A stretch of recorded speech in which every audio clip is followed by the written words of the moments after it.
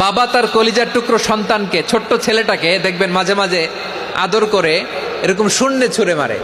তো মেয়েটাকে শূন্যে ছুঁড়ে মারলে দেখবেন মেয়েটা খিলখিল করে হাসে, খিলখিল করে হাসে। ও যদি নিচে পড়ে ওর হাতও ভাঙবে, পাও ভাঙবে, তারপরেও হাসে। কেন হাসে?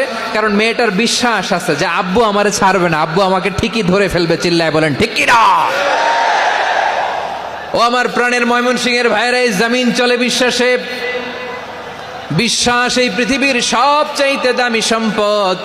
এজন্য একজন বিশ্বাসী জমিনের মধ্যে বেঁচে থাকলে জমিনের উপর আল্লাহ প্রলয়ঙ্কারী কিয়ামত দিবে না। এজন্য আল্লাহ বললেন ওয়াল মুমিনিনা ওয়াল মুমিনাতি, বিশ্বাসী পুরুষ এবং নারীকে আমি আল্লাহ বড্ড ভালোবাসি।